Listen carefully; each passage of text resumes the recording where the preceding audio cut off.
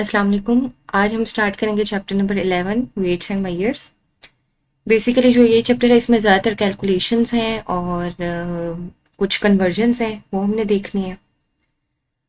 Wait और measures ये होता क्या है? वेट बेसिकली क्या होता है कि आपकी बॉडी के ऊपर कितनी फोर्स अप्लाई हो रही है। ठीक है, अब वो जितनी फोर्स अप्लाई हो रही है वो किसके डायरेक्टली प्रोपोर्शनल होता है? उसके मास के, उसके वजन के। ठीक है, तो बेसिकली जो वेट होता है वो क्या होता है? फोर्स जो कि आपकी बॉडी के ऊपर अप्लाई हो रही होती है ड्यू टू ग्रेविटी। और मैयर क्या होता है? मैयर ये होता है कि हम किसी चीज को मैयर कर रहे होते हैं, नाप रहे होते हैं। ठीक है, जैसे किसी चीज का साइज हो गया, मतलब कोई अमाउंट हो गई। इसके अलावा टेम्परेचर हो गया, जैसे हम टेम्परेचर को मैयर करते हैं। तो मतलब कोई भी डिवाइस यूज करके या कोई इंस्ट्रूमेंट यूज करके जो हम लोग किसी चीज का साइज, अमाउंट या डिग्री मेजर कर रहे होते हैं, उसको क्या कहते हैं हम लोग? वो मेजर्स में आता है। ठीक है, तो मेजर क्या होता है कि standard unit use to express the size, amount और डिग्री ऑफ समथिंग। अब मेजरमेंट के दो सिस्टम है, एक है इंपीरियल और एक है मैट्रिक। इंपीरियल सिस्टम जो था वो पुराना सिस्टम था। ये सबसे पहले इंग्लैंड में डेवलप हुआ और इसको वहां पे यूज किया गया। कुछ हमारे पास इंपीरियल एग्जांपल्स भी हैं जिनको हम देखेंगे। और फिर दूसरा हमारे पास सिस्टम होता है मैट्रिक सिस्टम, जो कि आज के दिनों में सबसे ज्यादा कॉमनली यूज हो रहा है और अमेरिका में भी इसका इस्तेमाल, इंग्लैंड में इसका इस्तेमाल अभी भी हो रहा है। ठीक है, जो इंपीरियल सिस्टम है उसकी जो एग्जांपल्स हैं उसमें हमारे पास जैसे लेंथ के लिए इंचेस, फीट, यार्ड्स यूज होता था। ठीक है, और मैट्रिक सिस्टम में हम लोग ज्यादातर क्या यूज करते हैं? मीटर यूज करते हैं। ठीक है, इसी तरह एरिया के लिए स्क्वायर फीट, एकर्स यूज हो रहा था। वेट के लिए पाउंड्स और आउंसेस यूज हो रहे थे। ठीक है, इंपीरियल सिस्टम में। जबकि मैट्रिक में हम लोग क्या यूज कर रहे होते हैं? केजीज। ज्यादातर यूज हम पाउंड्स और आउंसेस भी करते हैं, मगर ज्यादातर हम लोग जो है वो केजी यूज कर रहे होते हैं। इसी तरह वॉल्यूम के लिए पहले फ्लूइड आउंसेस और गैलन्स वगैरह मैयर होता था, ये यूनिट हम लोग यूज कर रहे होते थे फॉर द मेजरमेंट। और अब मैट्रिक सिस्टम में ज्यादातर लीटर की तरफ आ गए हैं। ठीक है, तो बेसिकली ये हमारे पास कुछ सिस्टम हैं जिन्होंने हमें ये बताया है कि पहले कौन से हम लोग यूनिट्स यूज कर रहे होते थे। ठीक है, और पहले कौन सी एग्जांपल्स थी हमारे पास और अब कौन सी एग्जांपल्स हैं। जो मैट्रिक सिस्टम है, जो कि बहुत ज्यादा कॉमनली यूज्ड हो रहा है, तो इसमें हम लोगों ने क्या किया कि हमारे पास जो है, जो मैट्रिक सिस्टम के अंदर जो हम लोग यूनिट्स यूज कर रहे थे, जो बेसिक यूनिट्स हैं, जैसे हमारे पास मीटर हो गया, ग्राम और लीटर। ठीक है, लेंथ का, वेट का और वॉल्यूम का, ये जो तीन यूनिट्स हैं, अब इसके साथ हम लोगों ने प्रीफिक्सेस लगाना शुरू कर लिए।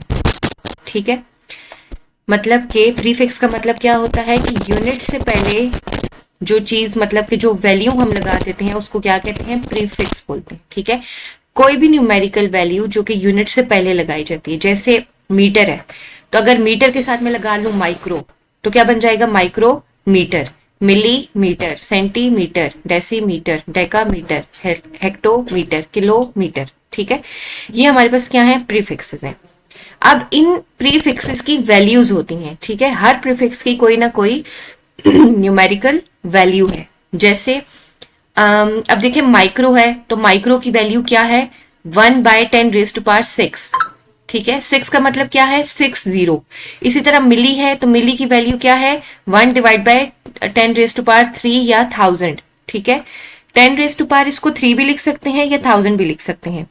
अब ये किस में हमें दिए हुआ है? 1/, की फॉर्म में हमें दी हुई है, रेशो की फॉर्म में दी हुई है। ठीक है, अगर हम इसको सिंपल फॉर्म में लिखें, इसका रेशो हटा दें, ठीक है, तो हम क्या करेंगे? अब देखिए इसके अंदर, माइक्रो के अंदर कितने जीरोस हैं? 1 2 3 4 5 6।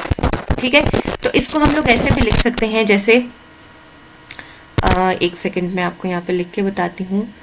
जैसे हम इसको ऐसे भी लिख सकते हैं, 10⁻⁻⁶। ठीक है, क्या हुआ कि जो हमारे पास डिवीजन में था, ये ऊपर जाके जो है, ये हमारे पास पॉजिटिव जो था वो नेगेटिव में कन्वर्ट हो गया। इसको अगर हम 1/10⁻⁶ की फॉर्म में लिखे, 1/10⁶ की फॉर्म में, तो ये हमारे पास इस तरह से होता है। अगर हम इसको इस फॉर्म में लिखें, तो ये जो 10 है ये ऊपर जाके -6 की फॉर्म में आ जाता है। ठीक है, इसी तरह मिली जो है, इसको हम या तो 1/1000 लिख सकते हैं या 1/10⁻³ लिख सकते हैं, या फिर इसको हम 10⁻⁻⁹ -3 भी लिख सकते हैं, ठीक है। इसी तरह centi, deci, deca, hecto, kilo. अब अगर वेट की बात की जाए तो अब यहाँ पे इन्होंने इक्विवेलेंसीज मतलब कि बताया हुआ है कि 1 kg कितने ग्राम के इक्वल होगा, ठीक है। आपने याद रखना है कि किलो की वैल्यू होती है 10⁻³ मतलब कि किलो में 3 जीरो यूज होते हैं, ठीक है। तो अगर हमें हमसे कोई पूछता है कि 1 kg में कितने ग्राम्स हैं, तो हम क्या करेंगे, किलो की वैल्यू यहां पे पुट कर देंगे। किलो की क्या वैल्यू है, 10⁻³ तो हम अगर यहां पे 3 जीरो लगाएं तो इसका मतलब है कि 1 किलो हमारे पास 1000 ग्राम के इक्वल है, ठीक है। 1000 ग्राम के इक्वल है, ठीक हो गया। इसी तरह 1 ग्राम के अंदर कितने जीरो होते हैं हमारे पास, कितने मिलीग्राम होते हैं 1000 मिलीग्राम। 1 मिलीग्राम के अंदर कितने माइक्रोग्राम होते हैं 1000 माइक्रोग्राम, ठीक है। इनकी ये वैल्यूज हैं, ये आपने याद रखनी है। जैसे माइक्रो की वैल्यू है कितनी है, इसके अंदर कितने जीरो हैं 1/10⁻6। इसी तरह मिली में 1/10⁻1000, 10⁻3, 1/10⁻2, 10⁻1। अब डेका जो है वो हमारे पास किस में है, पॉजिटिव में, ठीक है। ये सारी वैल्यूज किस में थी हमारे पास, ये 10⁻2 में थी, ये 10⁻1 की फॉर्म में थी, या इसको खाली 10 लिखते हैं। इसी तरह सॉरी -1, या और ये हमारे पास इसको हम लिखेंगे 0.1, ठीक है, ये जीरो नहीं है। और इसी तरह ये हमारे पास 10⁻1 की फॉर्म में है, ठीक है।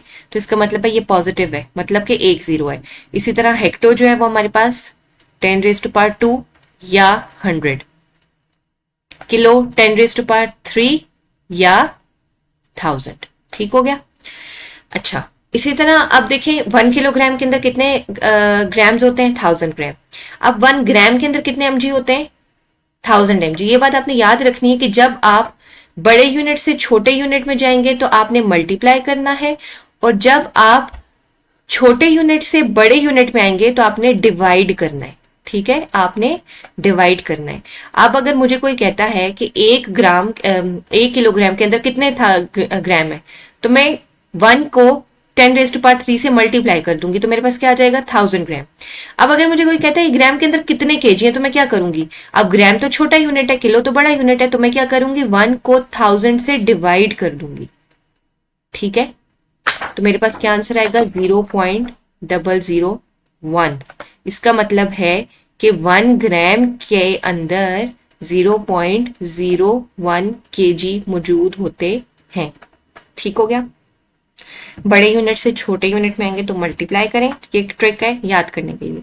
छोटे यूनिट से बड़े यूनिट में आएंगे तो डिवाइड करेंगे। अब देखिए माइक्रो है, माइक्रो माइनस की फॉर्म में आ रहा है, -6। एक बात याद रखिएगा कि जितनी माइनस की वैल्यू बढ़ती जाएगी उतनी उसकी वैल्यू कम है, ठीक है। अब इस वक्त सबसे ज्यादा वैल्यू किसकी है, किलो की है, उससे कम हेक्टो की है, उससे कम डेका की है। क्यों, क्योंकि इसमें 3 जीरो हैं, अब इसमें 2 जीरो हैं, इसमें 1 जीरो है, और ये छोटा क्यों है, क्योंकि अब इसमें जीरो डिवीजन की फॉर्म में, माइनस की फॉर्म में आ गया, ठीक है।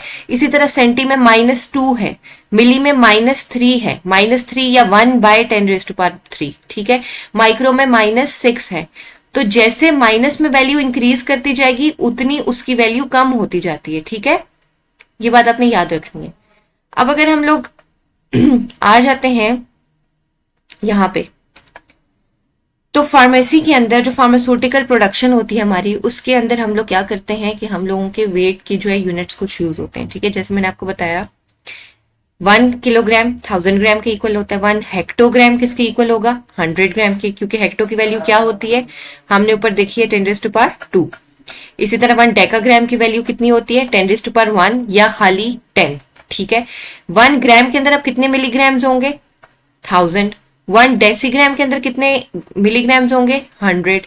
1 सेंटीग्राम के अंदर कितने मिलीग्राम्स होंगे 10।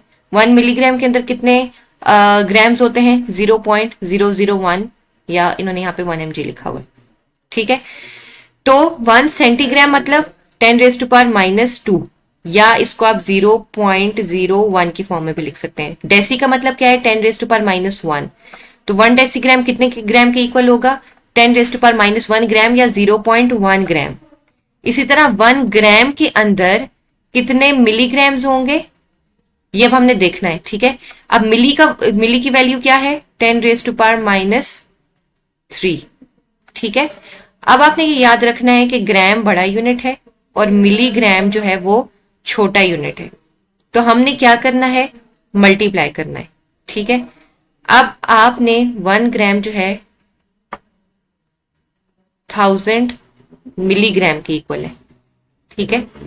तो हमने क्या किया, 1 से हम लोगों ने मल्टीप्लाई कर दिया 10⁻³ को, ठीक है।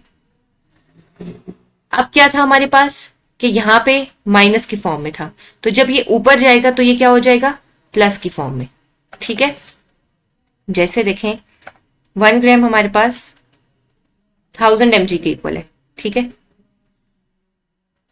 अभी हमें कैसे पता चला कि हमें ये पता है कि जो mg है उस मिली है उसकी वैल्यू कितनी होती है, 10⁻³ ठीक है।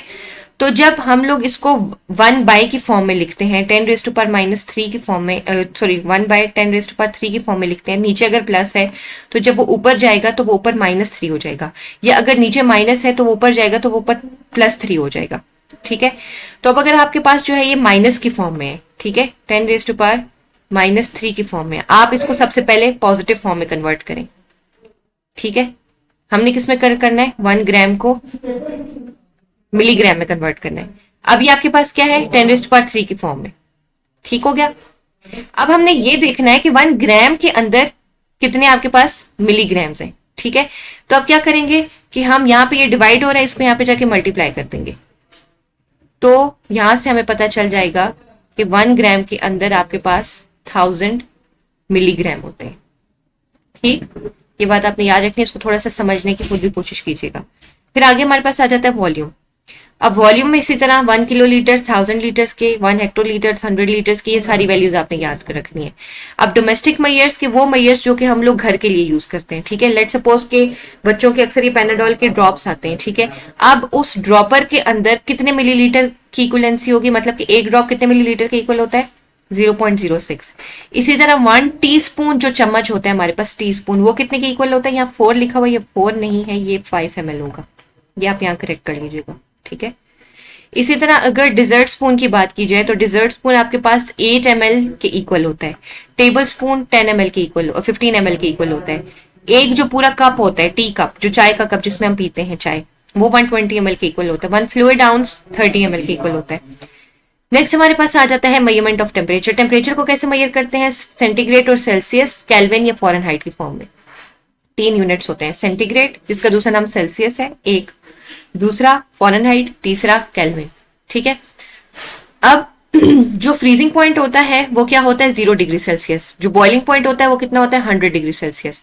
अगर इसी की हम फॉरेनहाइट में बात करें तो फॉरेनहाइट में 32 फॉरेनहाइट जो होता है वो फ्रीजिंग पॉइंट होता है, और 212 जो होता है डिग्री फॉरेनहाइट, ये बॉइलिंग पॉइंट होता है।